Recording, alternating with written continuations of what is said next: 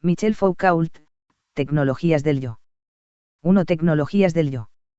Cuando comencé a estudiar las reglas, deberes, y prohibiciones de la sexualidad, los impedimentos y las restricciones con que estaba relacionada, mi objetivo no eran simplemente los actos permitidos y prohibidos, sino los sentimientos representados, los pensamientos, los deseos que pudieran ser experimentados, los impulsos que llevaban a buscar dentro de sí cualquier sentimiento oculto, cualquier movimiento del alma, cualquier deseo disfrazado bajo formas ilusorias. Existe una diferencia significativa entre las prohibiciones sobre la sexualidad y las demás prohibiciones. A diferencia de lo que ocurre con otras prohibiciones, las prohibiciones sexuales están continuamente relacionadas con la obligación de decir la verdad sobre sí mismo. Se pueden objetar dos hechos: el primero es que la confesión desempeñó un papel importante en las instituciones penales y religiosas en todo tipo de faltas, no solo en las referidas al sexo. Pero la tarea de analizar el propio deseo sexual siempre es más importante que la de analizar cualquier otro tipo de pecado. También soy consciente de la segunda objeción: la conducta sexual, más que cualquier otra, estaba sometida a reglas muy estrictas de secreto, decencia y modestia, de tal modo que la sexualidad se relaciona de una forma extraña y compleja, a la vez con la prohibición verbal y con la obligación de decir la verdad, así como con el hecho de esconder lo que se hace y con el descifrar lo que uno es. La asociación de la prohibición y de la fuerte incitación a hablar es un rasgo constante de nuestra cultura. El tema de la renuncia a la carne estaba ligado al de la confesión del monje al abad, y a la necesidad de informarle de todo lo que se le ocurría. Llegué a concebir un proyecto bastante curioso: no se trataba de estudiar la evolución de la conducta sexual, sino la proyección de una historia de las relaciones entre la obligación de decir la verdad y las prohibiciones sobre la sexualidad. Mi pregunta era: ¿cómo se obligó al sujeto a descifrarse a sí mismo respecto a lo que estaba prohibido? Es una pregunta sobre la relación entre el ascetismo y la verdad. Max Weber dejó planteada la pregunta: si uno quiere conducirse racionalmente y regular su acción de acuerdo con principios verdaderos, ¿a qué parte de su yo debe uno renunciar? ¿Cuál es el ascético precio de la razón? ¿A qué tipo de ascetismo debe uno someterse? Yo planteo la pregunta opuesta: ¿de qué forma han requerido algunas prohibiciones el precio de cierto conocimiento de sí mismo? ¿Qué es lo que uno debe ser capaz de saber sobre sí para desear renunciar a algo? Así llegué a la hermenéutica de las tecnologías del yo en las costumbres del paganismo y del cristianismo primitivo. Encontré ciertas dificultades en este estudio porque estas prácticas no son bien conocidas. En primer lugar, el cristianismo siempre se ha interesado más por la historia de sus creencias que por la historia de sus prácticas. En segundo lugar, tal hermenéutica jamás se organizó en un cuerpo de doctrina como el de las hermenéuticas textuales. Tercero, la hermenéutica del yo ha sido a menudo confundida con teologías del alma, concupiscencia, pecado y envilecimiento.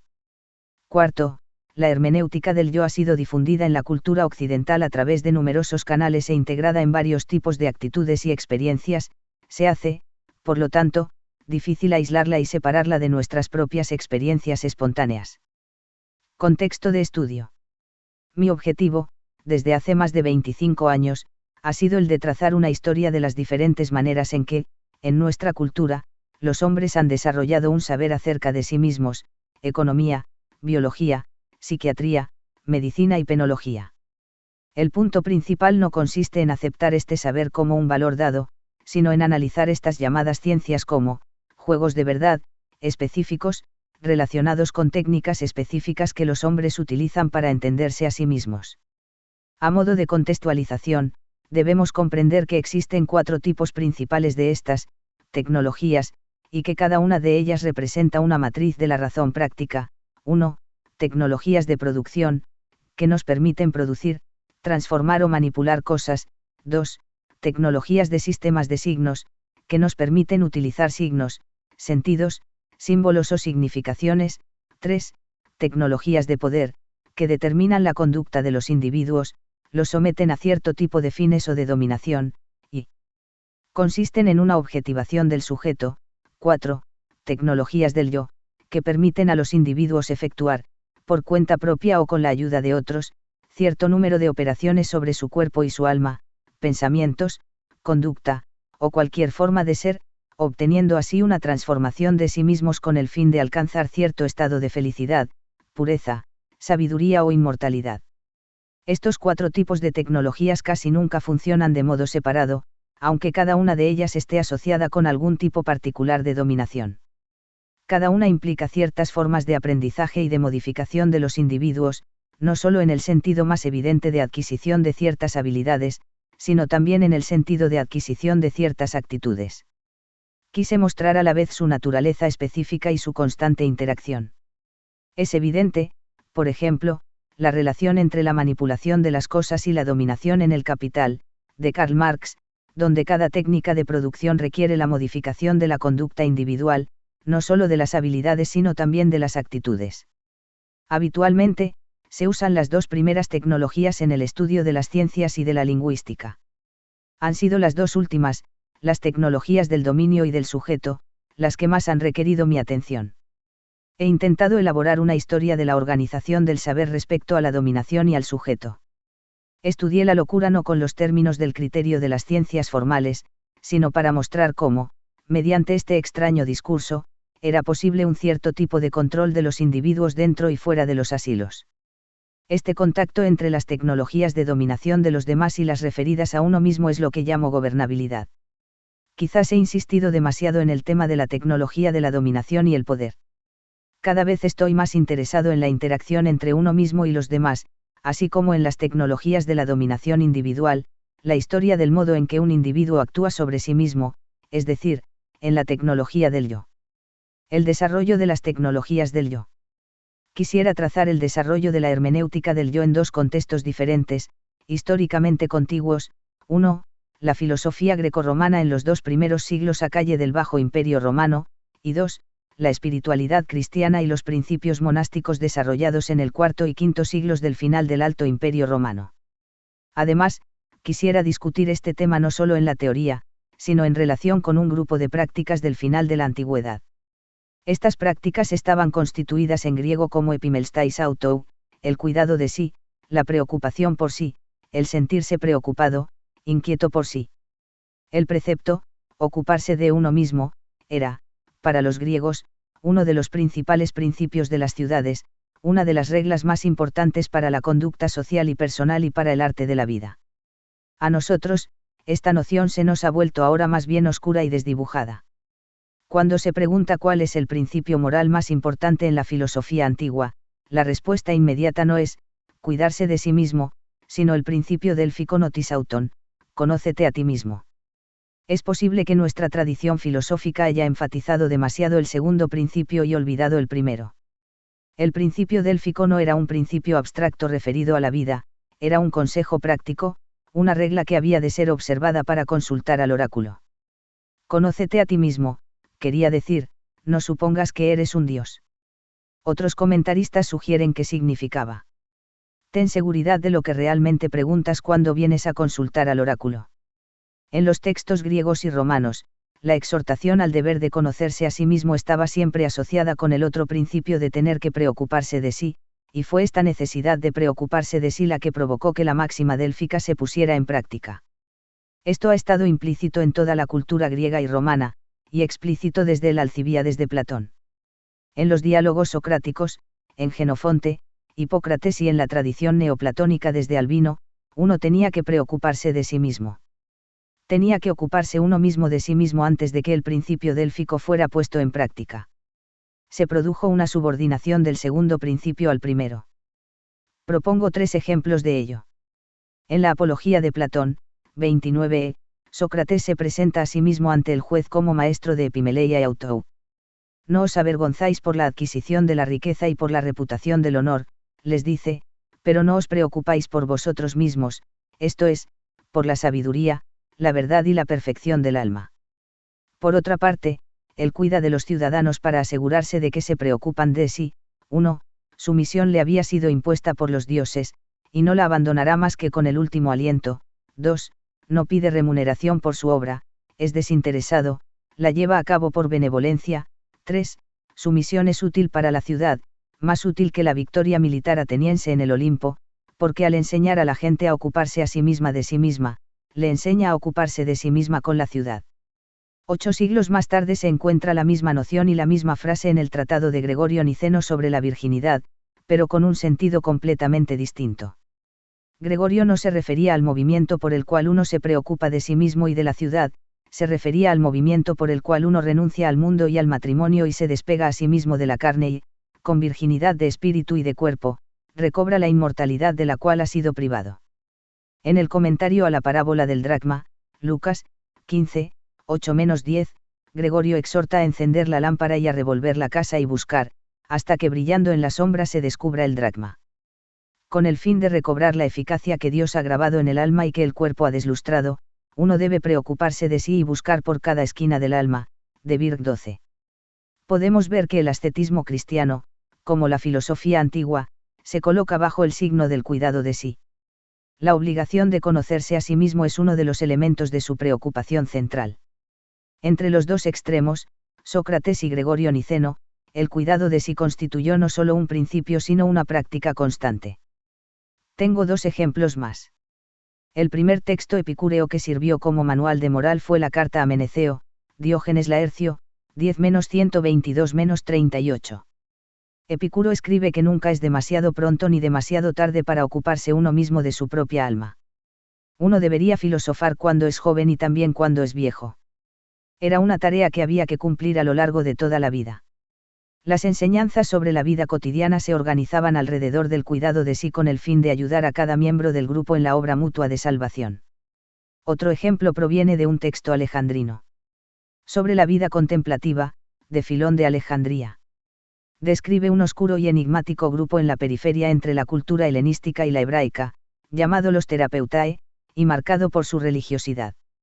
Se trataba de una comunidad austera, consagrada a la lectura, a la meditación conciliadora, a la oración individual y colectiva, y a las reuniones y banquetes espirituales, agape, fiesta.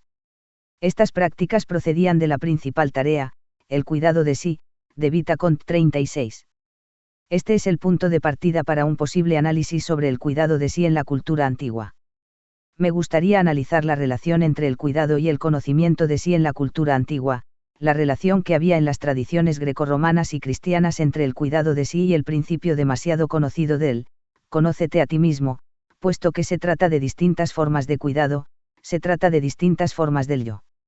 Resumen. Existen varias razones por las cuales el, conócete a ti mismo, ha oscurecido el, cuídate a ti mismo. En primer lugar, ha habido una profunda transformación en los principios morales de la sociedad occidental. Nos resulta difícil fundar una moralidad rigurosa y principios austeros en el precepto de que debemos ocuparnos de nosotros mismos más que de ninguna otra cosa en el mundo.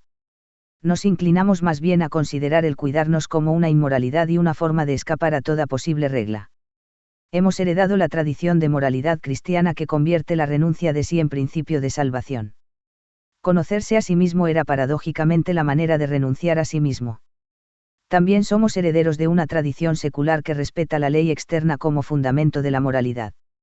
¿Cómo puede entonces el respeto de sí ser la base de la moralidad?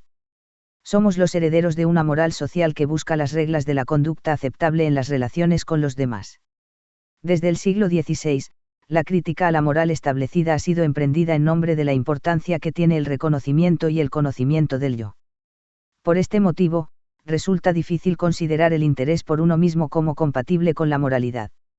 El, conócete a ti mismo, ha oscurecido al, preocúpate de ti mismo, porque nuestra moralidad insiste en que lo que se debe rechazar es el sujeto. La segunda razón es que en la filosofía teorética, de Descartes a Husserl, el conocimiento del yo, el sujeto pensante, adquiere una importancia creciente como primera etapa en la teoría del conocimiento. Resumiendo, ha habido una inversión entre la jerarquía de los dos principios de la antigüedad, preocúpate de ti mismo, y, conócete a ti mismo. En la cultura grecorromana el conocimiento de sí se presentaba como la consecuencia de la preocupación por sí. En el mundo moderno, el conocimiento de sí constituye el principio fundamental. 2. La primera elaboración filosófica del interés por el cuidado de sí que quisiera considerar es la que se encuentra en el Alcibíades I de Platón. La fecha de su redacción es incierta y puede que sea un diálogo platónico falso. No es mi intención estudiar las fechas, sino solamente señalar las principales características del cuidado de sí inscritas en el centro del diálogo. Los neoplatónicos de los siglos III y IV a. muestran la significación concedida a este diálogo y la importancia que asumió en la tradición clásica. Querían organizar los diálogos platónicos a la vez como pedagogía y matriz del saber enciclopédico. Consideraban el Alcibíades como el primer diálogo de Platón, era el primero en leerse y el primero en estudiarse. Era el arche. En el siglo II Albino dijo que cada joven dotado que quisiera mantenerse alejado de la política y practicar las virtudes, debía estudiar el Alcibíades. Este diálogo servía de punto de partida y de programa para toda la filosofía platónica. El cuidado de sí, era el primer principio. Me gustaría analizar en el Alcibíades esta preocupación por uno mismo en 3 aspectos. 1. ¿Cómo se introduce la cuestión en el diálogo? ¿Cuáles son las razones que llevan a Alcibíades y a Sócrates a la noción de cuidado de sí? Alcibíades está a punto de empezar su vida pública y política. Desea hablar ante la gente y ser todopoderoso en la ciudad. No se encuentra satisfecho con su estatuto tradicional, con los privilegios del nacimiento y de la herencia. Desea obtener un poder personal sobre todos, a la vez dentro y fuera de la ciudad. En este punto de la intersección y transformación interviene Sócrates y declara su amor por Alcibíades. Alcibíades no puede seguir siendo el amado, debe convertirse en el amante. Debe volverse activo en el juego político y amoroso. Además existe una dialéctica entre el discurso político y el erótico. Alcibíades lleva a cabo su transición con procedimientos específicos no solamente en política sino también en amor. Hay una ambivalencia evidente en el vocabulario político y erótico de Alcibíades. Durante su adolescencia Alcibíades fue deseable y tuvo varios admiradores, pero ahora que su barba empieza a crecer, sus admiradores desaparecen. Al comienzo, los había rechazado a todos en la flor de su belleza, porque quería ser el dominador y no el dominado. No quiso ser dominado en su juventud, pero ahora desea dominar a los demás. Este es el momento en el que aparece Sócrates, y consigue realizar lo que otros no han conseguido, hará que Alcibíades se someta pero en un sentido distinto. Establecerán un pacto, Alcibíades se someterá a su amante, Sócrates, no en un sentido físico sino espiritual. En la intersección entre la ambición política y el amor filosófico se encuentra el cuidado de sí. 2. En esa relación, ¿por qué debe Alcibíades interesarse por sí y Sócrates interesarse por el interés de Alcibíades? Sócrates pregunta a Alcibíades por su capacidad personal y por la naturaleza de su ambición. Conoce el significado de la regla de la ley, de la justicia o de la concordia. Queda claro que Alcibíades no sabe nada. Sócrates le exige que compare su educación con la de los reyes persas y espartanos, sus rivales. Los príncipes persas y espartanos tienen maestros en sabiduría, justicia, templanza y valor. Por comparación, la educación de Alcibíades es la de un viejo e ignorante esclavo. No conoce estas cosas y no puede, por lo tanto, pretender llegar por sí mismo al conocimiento. Pero, según Sócrates, no es demasiado tarde.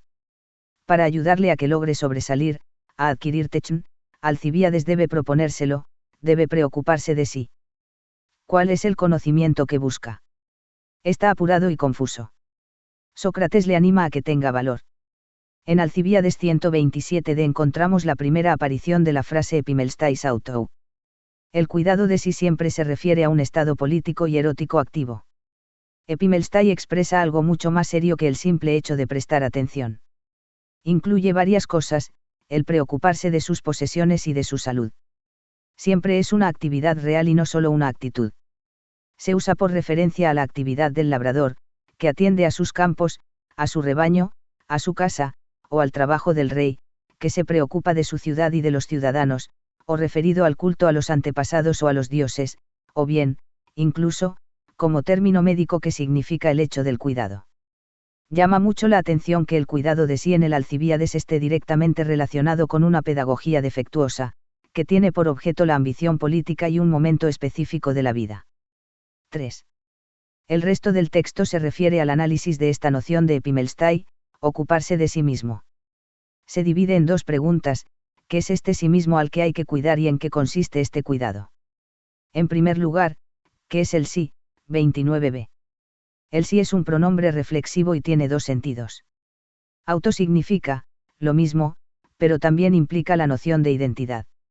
El sentido más tardío desplaza la pregunta desde, ¿qué es este sí mismo?, hasta, ¿cuál es el marco en el que podré encontrar mi identidad?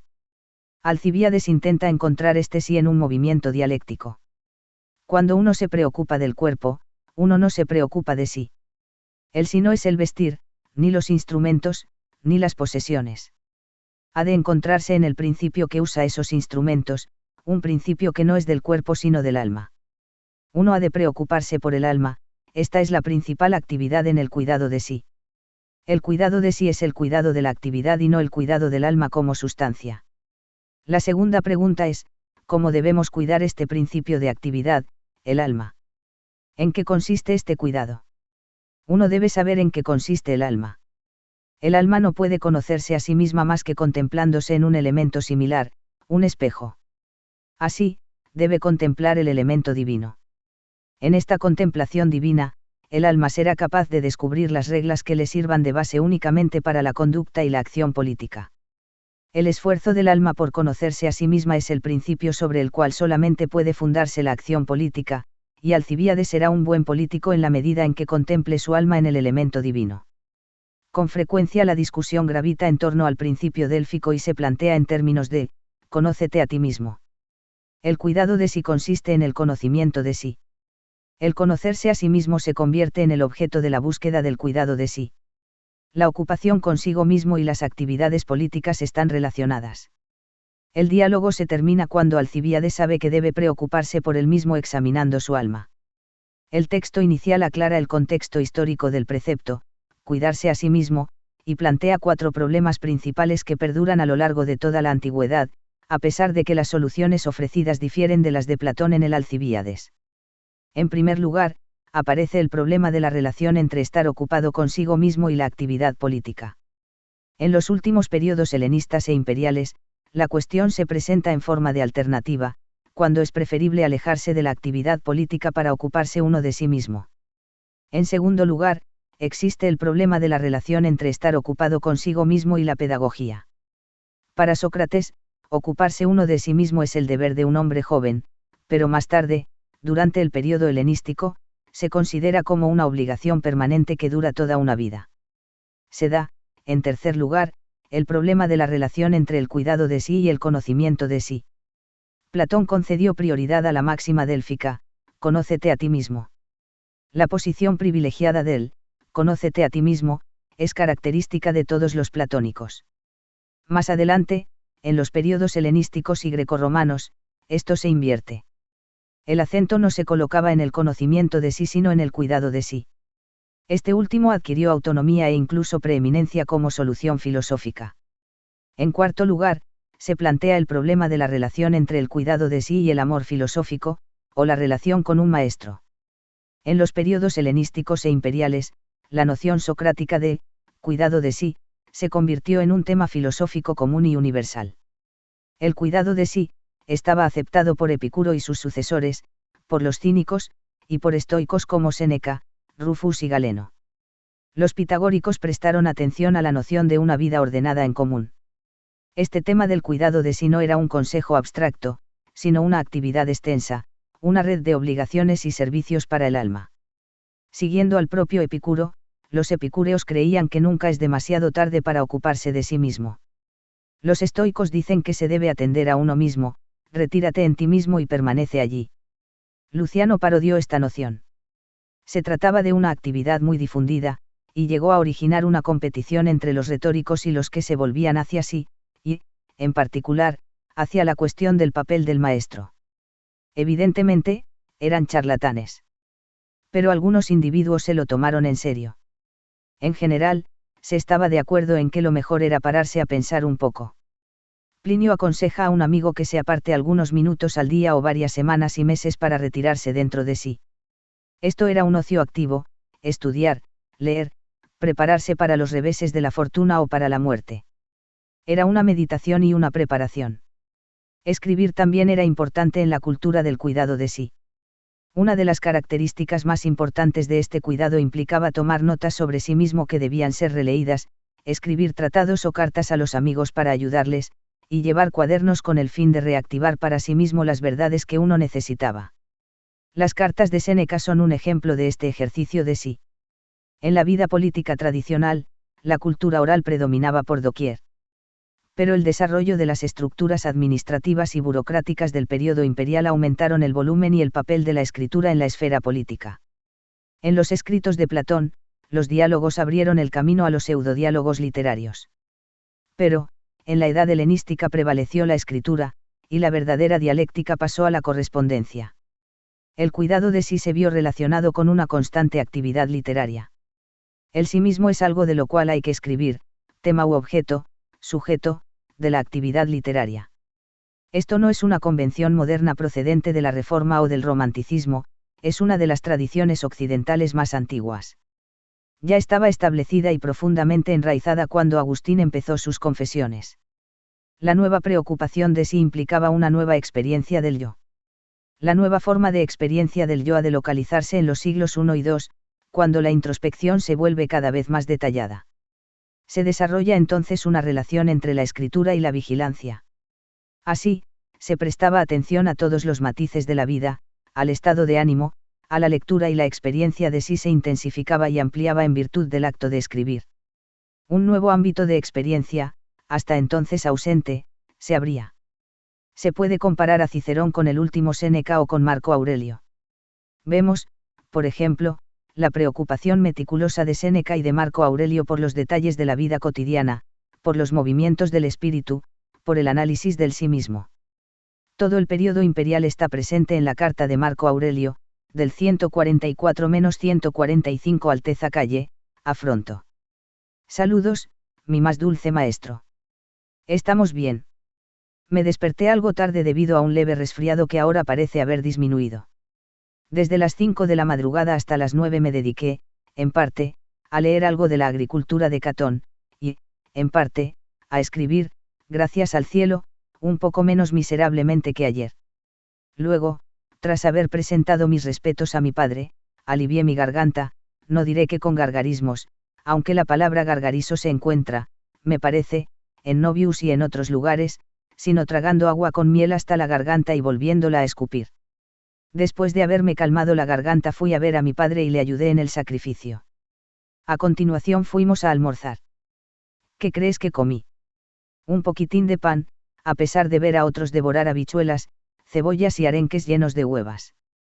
Después trabajamos duramente recogiendo uvas, sudamos muchísimo, estábamos alegres, y, como dice el poeta, aún dejamos algunos racimos colgando de lo alto como restos de la vendimia. Después de las 6 de la tarde volvimos a casa. Trabajé poco y, además, sin rumbo alguno. Luego tuve una larga conversación con mi madre mientras ella estaba sentada en la cama. Mis palabras fueron: ¿qué crees que estará haciendo mi Fronto? Y las de ella: ¿y qué crees que estará haciendo mi Gracia? Y de nuevo las mías: ¿y qué crees que nuestro gorrioncillo, la diminuta Gracia, estará haciendo? Mientras charlábamos de esta manera y nos peleábamos para saber cuál de nosotros dos os quería más al uno o al otro de vosotros dos, sonó el gong, una indicación de que mi padre había ido a bañarse. Así, cenamos tras habernos bañado en el lagar. No quiero decir que nos bañáramos en el lagar, sino que una vez que nos hubimos bañado, cenamos allí y disfrutamos escuchando bromear a los patanes. Al volver, y antes de darme la vuelta para empezar a roncar, cumplo mi tarea y le doy a mi maestro más querido un relato de lo que he hecho durante el día, y aunque pudiera echarlo más de menos, no podría sufrir más por desperdiciar sus enseñanzas. Adiós, mi Fronto, donde quiera que estés, mi dulce vida, mi amor, mi alegría. ¿Cómo está la cosa entre tú y yo? Te quiero y tú estás lejos. Esta carta describe la vida cotidiana. Todos los detalles del cuidado de sí están aquí, todas las cosas sin importancia que ha hecho. Cicerón solo cuenta las cosas importantes, pero en la carta de Aurelio estos detalles son importantes porque se refieren al tú, lo que tú has pensado, lo que tú has sentido. La relación entre el alma y el cuerpo también es interesante. Para los estoicos, el cuerpo no era tan importante, pero Marco Aurelio habla de sí mismo, de su salud, de lo que ha comido, de su garganta dolorida. Esto es muy característico de la ambigüedad hacia el cuerpo en el cultivo del sí. Teóricamente, la cultura está orientada hacia el alma, pero todas las preocupaciones por el cuerpo adquieren una importancia inmensa. En Plinio y Séneca hay una gran hipocondría. Se retiran a una casa en el campo. Desempeñan actividades intelectuales, pero también actividades rurales. Comen y participan del quehacer de los campesinos. La importancia del retiro rural en esta carta se debe a que la naturaleza ayuda a ponerse en contacto consigo mismo. También se da una relación amorosa entre Aurelio y Fronto, una relación entre un hombre de 24 años y otro de 40. El ars erótica es el tema de la discusión. El amor homosexual era importante en este periodo y condujo al monacato cristiano. Por fin, en las últimas líneas, hay una alusión al examen de conciencia del final del día. Aurelio se va a la cama y mira, en su cuaderno, lo que tenía intención de hacer y de qué modo coincide con lo que ha hecho. La carta es la transcripción de ese estado de conciencia. Enfatiza lo que se ha hecho y no lo que se ha pensado. Esta es la diferencia entre las costumbres durante los periodos helenísticos e imperiales y las del monacato tardío. Pero prefigura la confesión cristiana. Esta clase de epístolas no tiene nada que ver con la filosofía de la época. El examen de conciencia comienza con este escribir cartas. El hecho de escribir un diario vendrá más adelante. Proviene de la era cristiana y se centra en la noción de lucha del alma. 3. En mi discusión sobre el Alcibíades de Platón he aislado tres temas principales. El primero es la relación entre la preocupación de sí y la preocupación por la vida política, el segundo es la relación entre el preocuparse de sí y la educación defectuosa, y el tercero es la relación entre el preocuparse de sí mismo y el conocerse a sí mismo.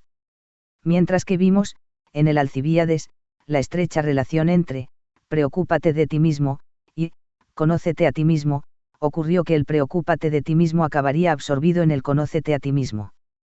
Encontramos estos tres temas en Platón, también en el período helenístico, y, 4 o 5 siglos más tarde en Séneca, Plutarco, Epicteto y sus allegados.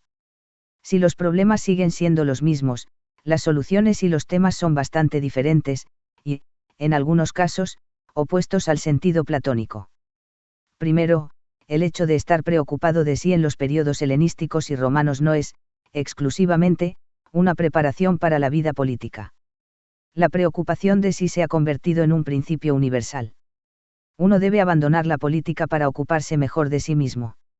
Segundo, la preocupación de sí no es solo obligatoria para la gente joven interesada por su educación, es una manera de vivir para todos y para toda la vida.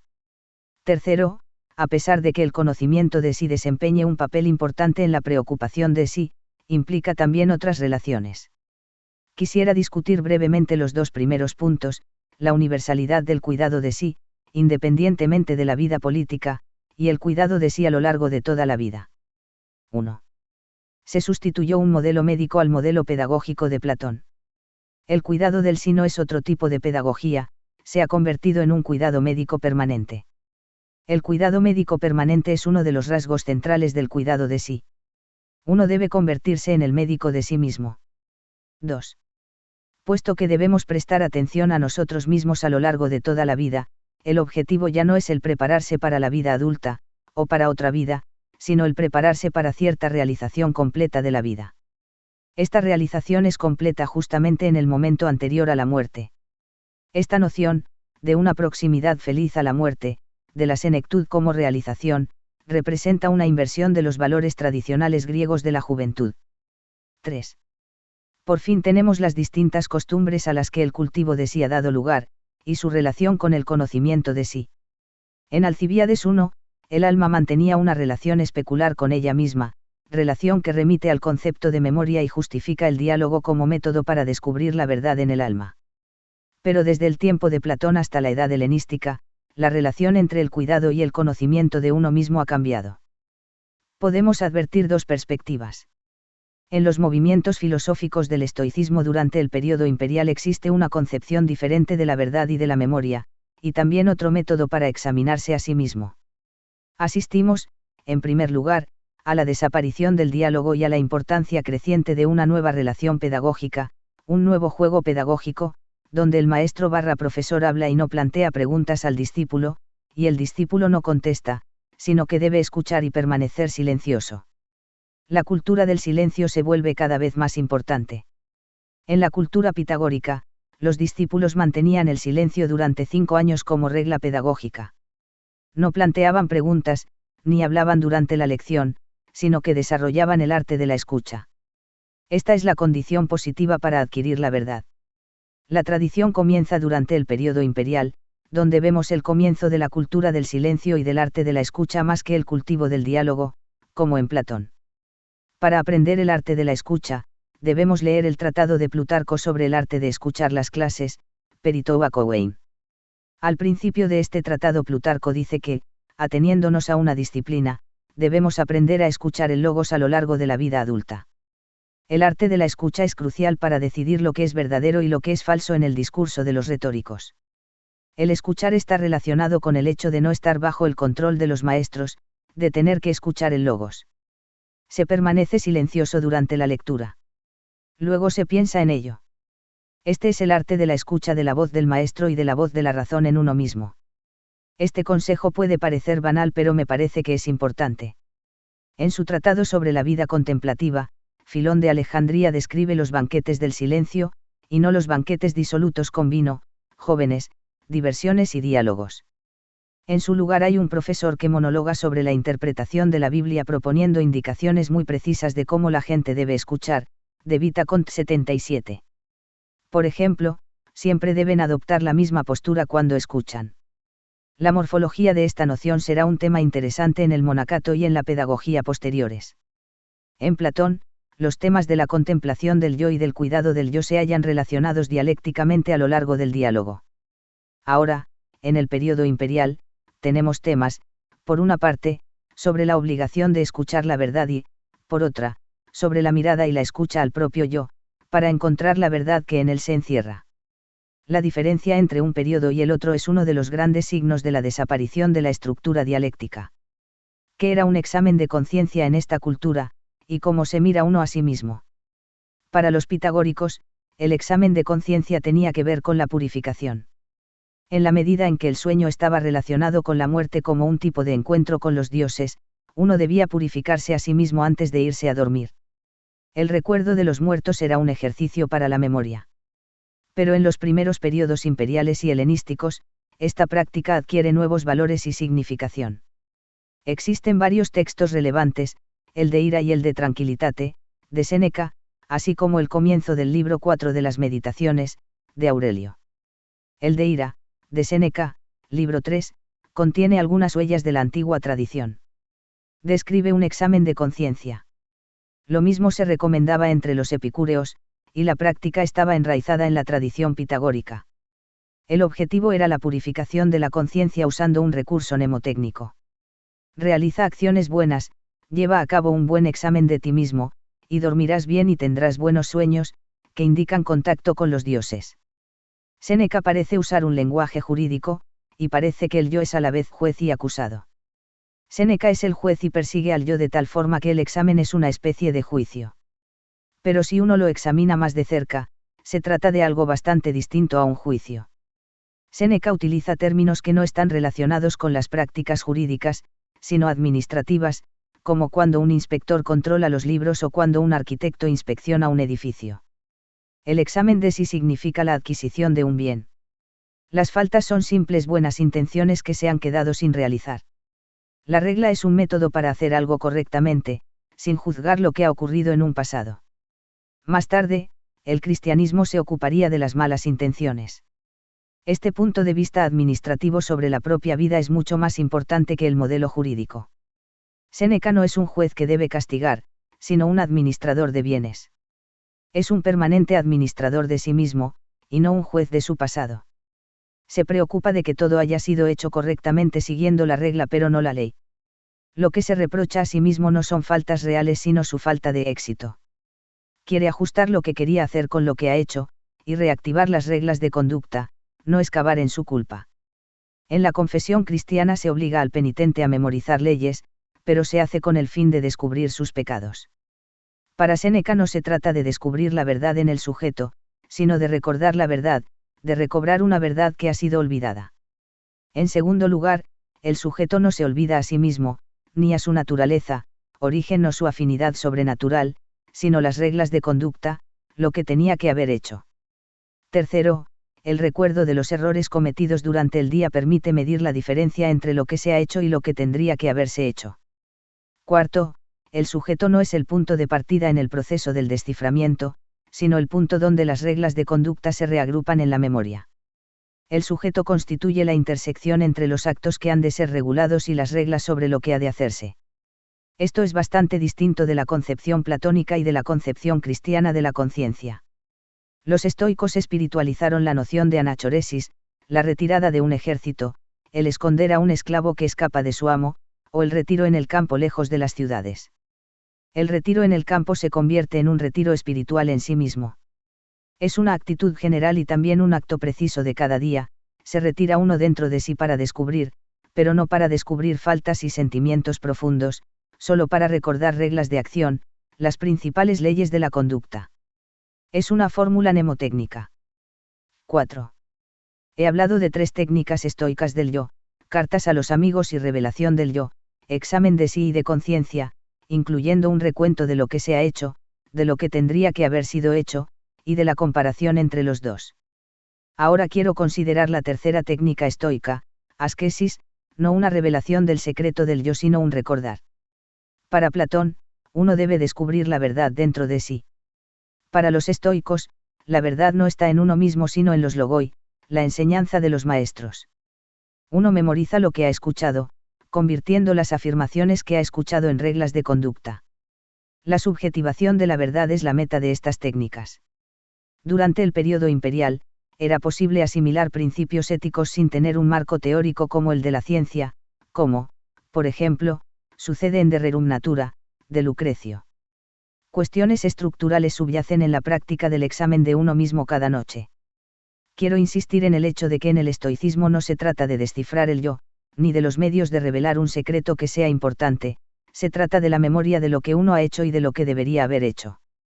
En el cristianismo, el ascetismo siempre se refiere a cierta renuncia a sí mismo y a la realidad, porque la mayoría de las veces el yo de cada uno es parte de la realidad a la que ha renunciado para acceder a otro nivel de realidad. Este deseo de alcanzar la renuncia al propio yo distingue el cristianismo del ascetismo. En la tradición filosófica dominada por el estoicismo, asquesis no significa renuncia, sino consideración progresiva, del yo, o dominio sobre sí mismo, obtenido no a través de la renuncia a la realidad sino a través de la adquisición y de la asimilación de la verdad. Tiene su meta final no en la preparación para otra realidad sino en el acceso a la realidad de este mundo. La palabra griega que lo define es paraskeuazo, estar preparado. Es un conjunto de prácticas mediante las cuales uno puede adquirir, asimilar y transformar la verdad en un principio permanente de acción. Aletheia se convierte en ethos. Es un proceso hacia un grado mayor de subjetividad. ¿Cuáles son las principales características de la asquesis? Incluyen ejercicios en los cuales el sujeto se pone a sí mismo en una situación en la que puede verificar si es capaz de afrontar acontecimientos y utilizar los discursos de los que dispone. Es una cuestión de poner a prueba la preparación.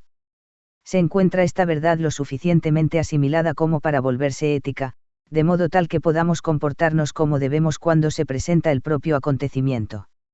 Los griegos caracterizaron los dos polos de estos ejercicios con los términos de melete y gimnasia.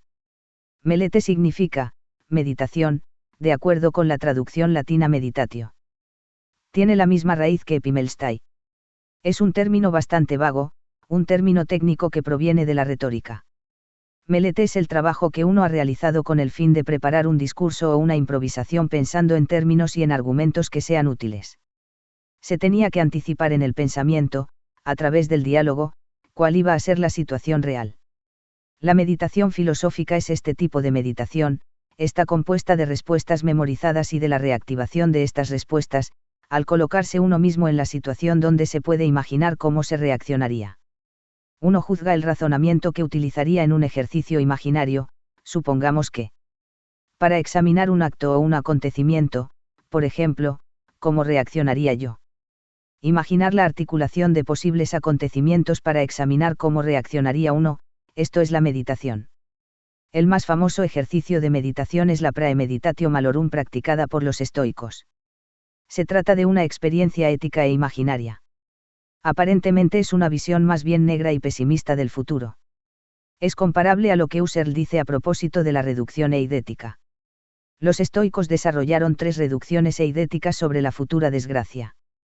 Primero, no es cuestión de imaginar el futuro tal y como es posible que suceda, sino de imaginar que puede suceder lo peor, aunque existan pocas posibilidades de que suceda de esta manera, lo peor como cierto, como actualización de lo que podría pasar y no como cálculo de probabilidades. Segundo, no se pueden imaginar las cosas pensando que puedan, posiblemente, tener lugar en un futuro distante, sino que hay que pensarlas como siendo ya actuales, e inscritas en el proceso de lo que está teniendo lugar. Por ejemplo, no es cuestión de imaginar que se pueda estar exiliado, sino más bien que uno ha sido ya exiliado, sometido a tortura y que está muriéndose. Tercero, se hace esto no para experimentar sufrimientos inexplicables, sino para convencerse a uno mismo de que no son verdaderas desgracias.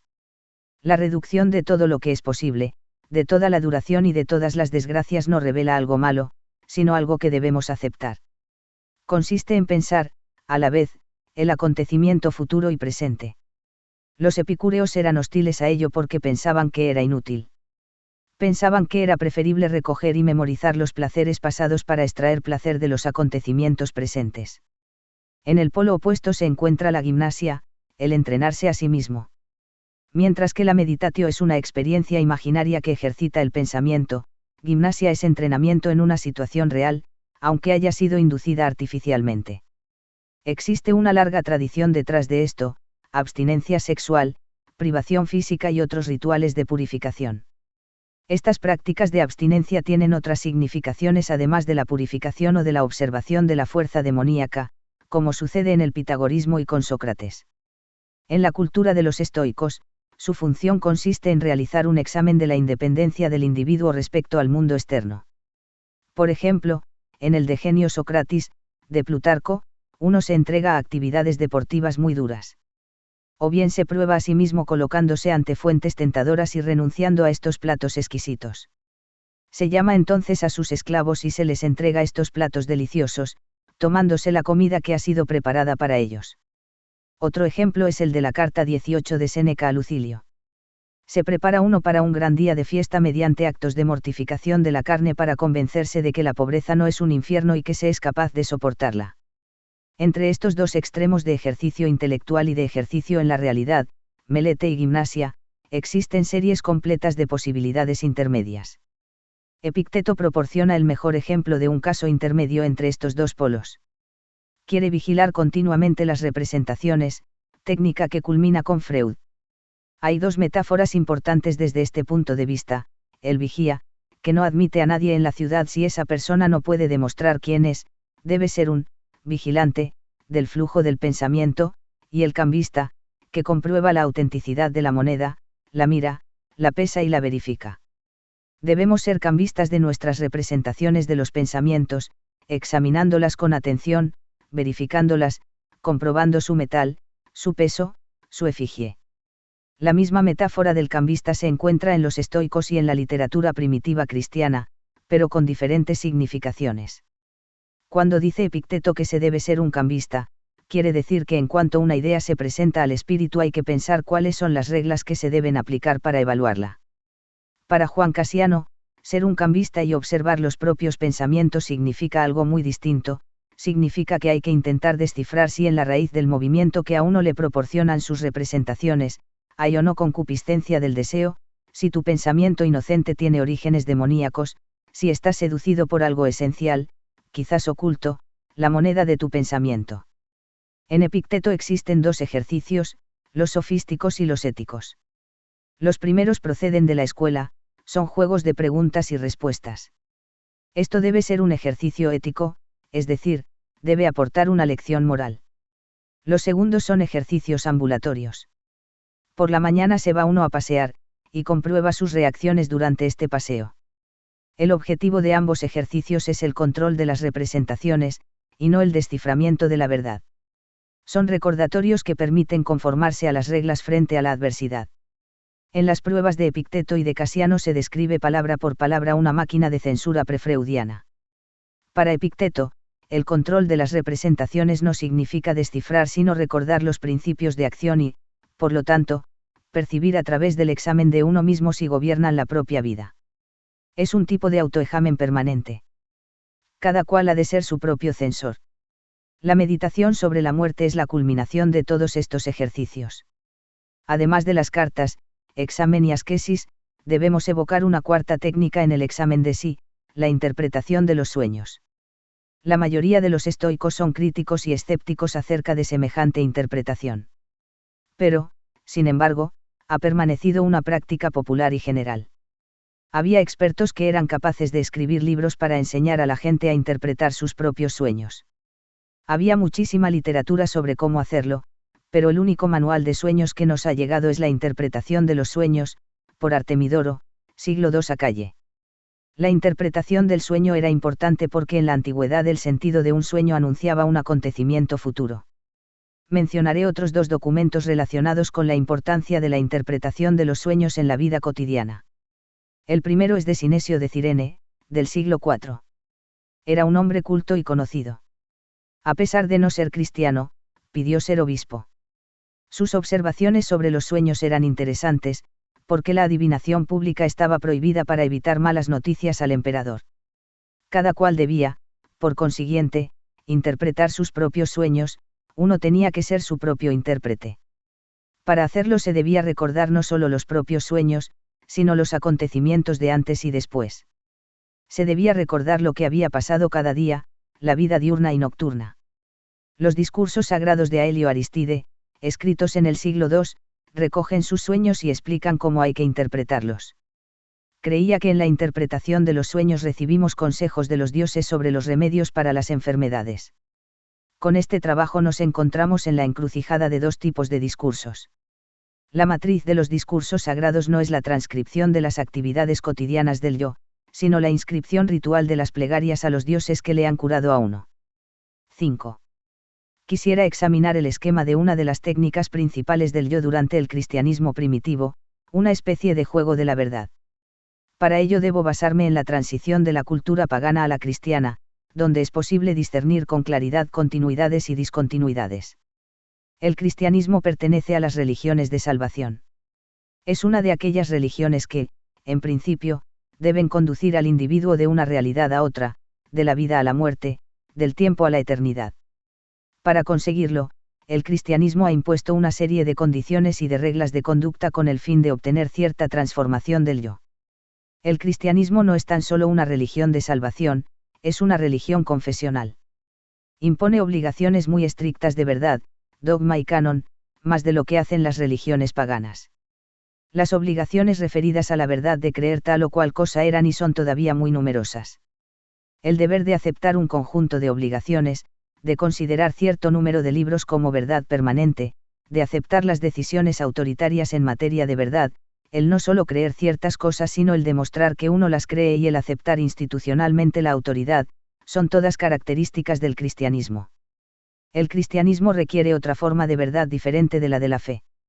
Cada persona tiene el deber de saber quién es, esto es, de intentar saber qué es lo que está pasando dentro de sí, de admitir las faltas, reconocer las tentaciones, localizar los deseos, y cada cual está obligado a revelar estas cosas o bien a Dios, o bien a la comunidad, y, por lo tanto, de admitir el testimonio público o privado sobre sí. Las verdaderas obligaciones de la fe y respecto a sí mismo están ligadas entre sí. Este vínculo permite la purificación del alma, imposible sin un conocimiento de sí mismo. No sucede lo mismo en la tradición católica que en la reformista. Pero las principales características de ambas son un conjunto de obligaciones referidas a la verdad que conciernen a la fe, los libros, el dogma, y una de ellas a la verdad, el corazón y el alma. El acceso a la verdad no puede concebirse sin la pureza del alma. La pureza del alma es una consecuencia del conocimiento de sí y una condición para comprender el texto, en Agustín, quis facit veritatem, producir la verdad en sí mismo, acceder a la verdad. Me gustaría analizar las formas mediante las cuales, con el fin de acceder a la luz, la Iglesia concibió la iluminación, el descubrimiento del yo. El sacramento de penitencia y de confesión de los pecados son innovaciones más bien tardías. Los cristianos de los primeros siglos tenían distintas maneras de descubrir y de descifrar la verdad acerca de sí. Una de las dos formas principales de revelación del yo puede caracterizarse por la palabra exhomoloxis o reconocimiento del hecho. Incluso los padres latinos utilizaron el término griego sin traducción exacta. Para los cristianos significaba reconocer públicamente la verdad de su fe o reconocer públicamente que eran cristianos. La palabra también tenía un sentido penitencial. Cuando un pecador busca penitencia, debe visitar al obispo y pedirla. En el cristianismo primitivo, la penitencia no era un acto o un ritual, sino un estatuto impuesto a alguien que había cometido pecados muy serios. La exhomoloxis consistía en un ritual de reconocimiento de sí mismo como pecador y penitente. Tenía varias características. Uno comenzaba siendo penitente entre 4 y 10 años, y este estatuto ya no le abandonaba nunca. Había una sujeción, y había reglas referidas al vestir y prohibiciones sobre el sexo. El individuo estaba marcado y, por lo tanto, no podía vivir la misma vida que los demás. Incluso después de su reconciliación, estaba sometido a cierto número de prohibiciones, no podía, por ejemplo, ni casarse ni ordenarse sacerdote. Dentro de este estatuto se encuentra la obligación de la exhomoloxis. El pecador solicita su penitencia. Visita al obispo y le pide que le imponga el estatuto de penitente. Debe justificar por qué desea este estatuto y ha de explicar cuáles son sus faltas. Esto no era una confesión, era una condición del estatuto. Más adelante, en la Edad Media, la exhomoloxis se convirtió en un ritual que tenía lugar al final del periodo de penitencia justo antes de la reconciliación. Esta ceremonia le situaba entre los cristianos. Cuando Tertuliano habla sobre esta ceremonia de reconocimiento, dice que el pecador ha de estar humillado ante la Iglesia, vistiendo una miserable camisa y cubierto de cenizas. Luego debe postrarse y besar las rodillas de sus hermanos, sobre el arrepentimiento, 9-11.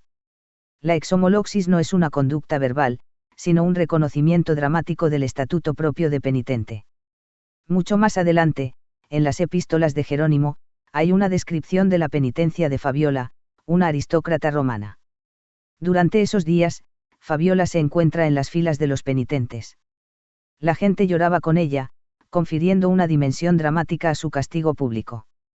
El reconocimiento también designa el proceso completo que el penitente experimenta en su estatuto durante años. Este es el resultado de la suma de una conducta penitencial manifiesta, así como el descubrimiento de sí. Los actos por los cuales se castiga a sí mismo no pueden distinguirse de los actos por los cuales se descubre a sí mismo. El autocastigo y la expresión voluntaria del yo están unidos. La relación es evidente en numerosos textos.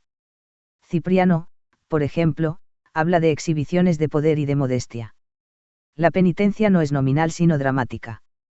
Probar el sufrimiento, demostrar la vergüenza, hacer visible la humildad, estos son los rasgos principales de la penitencia. En el cristianismo primitivo la penitencia es una forma de vida continuamente regida por la aceptación del tener que descubrirse a sí mismo. Debe estar visiblemente representada y acompañada por otras personas que reconozcan el ritual. Este enfoque duró hasta los siglos XV y XVI. Tertuliano usa el término publicatio sui para caracterizar la exhomoloxis. La publicatio sui está en relación con el examen diario de sí que recomienda Séneca, que era, sin embargo, completamente privado. Para Séneca, la exhomoloxis o publicatio sui no implica un análisis verbal de los actos o pensamientos, se trata únicamente de expresión somática y simbólica. Lo que era privado para los estoicos era público para los cristianos. ¿Cuáles eran estas funciones? En primer lugar, la publicación era una forma de borrar el pecado y de restaurar la pureza adquirida por el bautismo. En segundo lugar, también se trataba de mostrar al pecador tal y como era. Esta es la paradoja en el núcleo de la exhomoloxis, borra el pecado y a la vez revela el pecador. La mayor parte del acto de penitencia no consistía en decir la verdad, sino en mostrar el verdadero ser lleno de pecados del pecador. No era una forma, para el pecador, de explicar sus pecados sino una manera de presentarse a sí mismo como pecador. ¿Por qué el hecho de la mostración debe borrar los pecados? La exposición es el corazón de la exhomoloxis. Durante el cristianismo de los primeros siglos, los autores cristianos recurrían a 3 modelos para explicar la relación entre la paradoja de borrar los pecados y la revelación de uno mismo. El primer modelo es el médico, uno debe mostrar sus propias heridas si quiere ser curado. Otro modelo, menos frecuente, era el modelo del tribunal del juicio. Uno siempre aplaca a su juez confesando sus faltas. El pecador desempeña el papel del diablo como lo hará el diablo el día del juicio final. El modelo más importante utilizado para explicar la exhomoloxis era el modelo de la muerte, de la tortura, del martirio. Las teorías y las prácticas de la penitencia se elaboraban en torno al problema del hombre que prefiere morir antes de comprometerse o abandonar su fe. La manera en la que el mártir se enfrenta a la muerte es el modelo del penitente. Para que el reincidente fuera integrado en la Iglesia debía exponerse a sí mismo voluntariamente al martirio ritual. La penitencia es la consecuencia del cambio, de la ruptura consigo mismo, con el pasado y con el mundo. Es una forma de mostrar que se es capaz de renunciar a la vida y a sí mismo, demostrar que se es capaz de enfrentarse a la muerte y aceptarla. La penitencia del pecado no tiene como objetivo el establecimiento de una identidad, pero sirve, en cambio, para señalar el rechazo del yo, la renuncia a sí mismo, ego non sum, ego. Esta fórmula se halla en el centro de la Publicatio Sui. Representa una ruptura con la identidad pasada. Los gestos ostentosos tienen por función mostrar la verdad del estado en el que se encuentra el pecador. La revelación de sí es al mismo tiempo destrucción de sí. La diferencia entre las tradiciones estoica y cristiana se debe a que en la tradición estoica el examen de sí, el juicio y la disciplina muestran el camino al conocimiento de sí mediante la sobreimposición de la verdad de cada uno a través de la memoria, esto es, memorizando reglas. En la exhomoloxis el penitente alcanza la verdad sobre sí por medio de una ruptura y una disociación violentas. Es importante insistir en que la exhomoloxis no es verbal. Es simbólica, ritual y teatral. 6. En el siglo IV encontramos una tecnología muy distinta para descubrir el yo, la exagouresis, mucho menos famosa que la exhomoloxis, pero más importante. Esta es una reminiscencia de los ejercicios de verbalización relacionados con el profesor / maestro de las escuelas filosóficas paganas. Podemos ver cómo varias técnicas estoicas del yo han sido transferidas a las técnicas cristianas espirituales.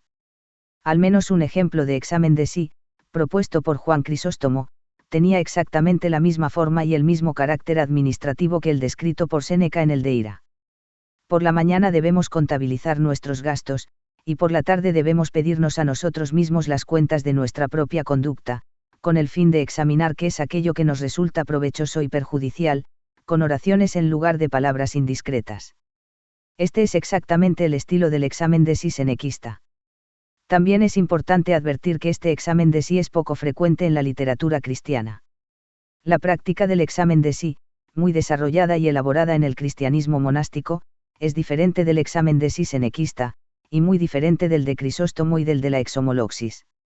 Este nuevo tipo de práctica debe ser entendido desde el punto de vista de dos principios de la espiritualidad cristiana, la obediencia y la contemplación. En Séneca, la relación entre el discípulo y el maestro era importante, pero era instrumental y profesional. Se fundaba en la capacidad del maestro de guiar al discípulo hasta una vida feliz y autónoma a través del buen consejo. La relación terminaba en cuanto el discípulo accedía a esta vida. Por una serie muy larga de motivos, la obediencia tenía un carácter muy distinto en la vida monástica. Difiere del tipo grecorromano de relación con el maestro en el sentido de que la obediencia no se basa solamente en la necesidad del perfeccionamiento de sí, sino que debe abarcar todos los aspectos de la vida monástica. No existe un solo elemento en la vida del monje que escape a esta relación fundamental y permanente de obediencia total al maestro. Juan Casiano recoge un antiguo principio de la tradición oriental: todo lo que el monje hace sin el permiso del maestro constituye un hurto. Aquí la obediencia es un control completo de la conducta por parte del maestro, y no un estado final de autonomía. Es un sacrificio de sí, del deseo propio del sujeto. Esta es la nueva tecnología del yo. El monje debe tener permiso de su director para hacer cualquier cosa, incluso morir. Todo lo que hace sin permiso es robar. No hay ni un solo momento en el que el monje pueda ser autónomo. Incluso para convertirse él mismo en director, debe mantener un espíritu de obediencia. Debe mantener el espíritu de obediencia como un sacrificio permanente del control completo que de su conducta tiene el maestro. El yo debe constituirse a sí mismo a través de la obediencia. La segunda característica de la vida monástica es que la contemplación se considera como el bien supremo. Es una obligación del monje dirigir continuamente sus pensamientos hacia aquella finalidad que es Dios y cerciorarse de que su corazón se halla lo suficientemente puro como para ver a Dios. La meta es la contemplación permanente de Dios. La tecnología del yo, que se desarrolló a partir de la obediencia y de la contemplación en el monasterio, presenta algunas características peculiares. Casiano proporciona una explicación bastante clara de esta tecnología del yo, un principio de examen de sí que toma prestado de las tradiciones monásticas sirias y egipcias. Esta tecnología de examen de sí mismo de origen oriental, dominada por la obediencia y la contemplación, tiene mucho más que ver con el pensamiento que con la acción. Séneca había insistido en la acción. Con Casiano el objeto no son las acciones pasadas del día, sino los pensamientos presentes. Como el monje debe continuamente volver sus pensamientos hacia Dios, debe escrutar el curso actual de su pensamiento. El escrutinio tiene, sin embargo, como objeto la discriminación permanente entre los pensamientos que conducen a Dios y los que no. Esta preocupación continua por el presente, es diferente del recuerdo senequista de nuestros logros y su correspondencia con las reglas. Es aquello a lo cual los griegos hacían referencia con una palabra peyorativa, logismoi, reflexiones, razonamientos, pensamiento calculador. Hay una etimología de logismoi en Casiano, pero no sé si es plausible, coagitaciones. El espíritu es peluquinetos, perpetuamente en movimiento, primera conferencia del abad Serenus, 4. En Casiano, la movilidad de espíritu permanente es señal de debilidad. Distrae de la contemplación de Dios, primera conferencia del abad Nesterus, 13. El examen de conciencia consiste en intentar inmovilizar la conciencia y eliminar los movimientos del espíritu que le apartan a uno de Dios. Esto significa que debemos examinar cualquier pensamiento que se presente a la conciencia para comprobar la relación entre el acto y el pensamiento, la verdad y la realidad, para ver si hay algo en este pensamiento que mueva nuestro espíritu, provoque nuestro deseo o aleje nuestro espíritu de Dios. El examen se basa en la idea de una concupiscencia secreta. Existen tres tipos principales de examen de sí mismo. Primero, el examen de sí referido a los pensamientos en correspondencia con la realidad, cartesiano. Segundo, el examen de sí referido a la manera en que nuestros pensamientos se relacionan con reglas, senequista. Tercero, el examen de sí referido a la relación entre el pensamiento oculto y una impureza interior. En este momento comienza la hermenéutica cristiana del yo con su desciframiento de los pensamientos ocultos. Implica que hay algo escondido en nosotros mismos y que siempre nos movemos en una autoilusión que esconde un secreto. Para hacer esta clase de examen interior, dice Casiano, hemos de escrutarnos a nosotros mismos con el fin de atestiguar directamente nuestros propios pensamientos. Primero está la analogía del molino, primera conferencia del abad Moses, 18. Los pensamientos son como granos y la conciencia es como el almacén del molino. Nuestro papel, como el del molinero, consiste en escoger entre los granos malos y los que se pueden admitir en la molienda para proporcionar buena harina y buen pan para nuestra salvación. Segundo, Casiano utiliza analogías militares, primera conferencia del abad Serenus, 5. Utiliza la analogía del oficial que ordena a los buenos soldados andar por la derecha, y a los malos por la izquierda. Debemos actuar como oficiales que dividen a los soldados en dos filas, los buenos y los malos. Tercero, utiliza la analogía del cambista, primera conferencia del abad Moses, 20-22. La conciencia es el cambista del yo. Debe examinar monedas, su efigie, su metal, su procedencia. Debe pesarlas para comprobar si han sido usadas indebidamente. Igual que la imagen del emperador está presente en el dinero, así debe estar la imagen de Dios en nuestros pensamientos. Debemos verificar la calidad del pensamiento, ¿es real la efigie de Dios? ¿Cuál es su grado de pureza? ¿Está mezclado con algún deseo o concupiscencia? Encontramos, por otra parte, la misma imagen en Séneca pero con un sentido diferente. Teniendo en cuenta que nuestro papel es el de ser cambistas permanentes de nosotros mismos, ¿cómo es posible hacer esta discriminación y reconocer si un pensamiento es de buena calidad? ¿Cómo puede llevarse a cabo activamente esta discriminación? Solamente hay una vía. Contar todos los pensamientos a nuestro director, obedecer a nuestro maestro en todo, comprometernos a una verbalización permanente de todos nuestros pensamientos. Nada de esto sucede en el estoicismo. Por el hecho de contar no solo sus pensamientos, sino los más leves movimientos de conciencia, sus intenciones, el monje se sitúa en una relación hermenéutica no solo con respecto al maestro, sino también a sí mismo. Esta verbalización es la piedra de toque o la moneda del pensamiento. ¿Por qué es capaz la confesión de asumir este papel hermenéutico? ¿Cómo podemos ser los hermeneutas de nosotros mismos al hablar y al transcribir todos nuestros pensamientos? La confesión permite al maestro saber, gracias a su mayor experiencia y sabiduría, y, por lo tanto, aconsejar mejor. Incluso si el maestro, en su papel de poder discriminatorio, no dice nada, el hecho de haber expresado su pensamiento tendrá un efecto discriminatorio. Casiano da un ejemplo del monje que robó pan. Al principio no lo puede reconocer. La diferencia entre los buenos y los malos pensamientos es que los malos pensamientos no pueden ser expresados sin dificultad, porque el mal está escondido y no dicho. Dado que los malos pensamientos no pueden expresarse sin dificultad y pudor, la diferencia cosmológica entre la luz y la oscuridad, entre la verbalización y el pecado, el secreto y el silencio, entre Dios y el diablo, puede no aparecer. El monje se prosterna entonces y se confiesa. Solo cuando se ha confesado verbalmente sale el demonio de él. La expresión verbal es el momento crucial, segunda conferencia del abad Moses, 2. La confesión es la marca de la verdad. La idea de la verbalización permanente es solo un ideal. Nunca es completamente posible. Pero el precio de la expresión verbal permanente era convertir en pecaminoso todo lo que no se podía expresar. Para concluir, existen en el cristianismo de los primeros siglos dos formas principales de descubrimiento de sí mismo, de mostrar la verdad acerca de sí. La primera es la exhomoloxis, o expresión dramática de la situación del penitente como pecador, que le hace manifestar su estatuto de pecador. La segunda es lo que ha sido llamado en la literatura espiritual exagoreusis. Se trata de una analítica y continua verbalización de los pensamientos llevada a cabo en la relación de la más completa obediencia hacia otro. Esta relación está configurada por la renuncia al propio deseo de cada uno y a su propio yo.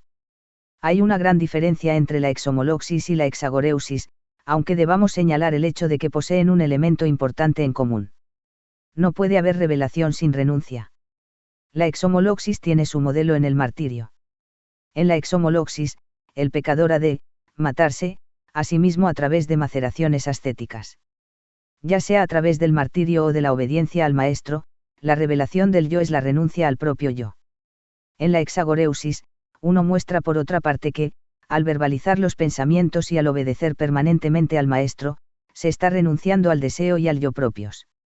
La práctica permanece desde el principio del cristianismo hasta el siglo XVII. La inauguración de la penitencia en el siglo XIII significa un paso importante en su desarrollo. El tema de la renuncia a sí mismo es muy importante. A lo largo de todo el cristianismo existe una correlación entre la revelación del yo, dramática o verbalmente, y la renuncia al yo. Al estudiar estas dos técnicas, mi hipótesis es que la segunda, la verbalización, se vuelve más importante.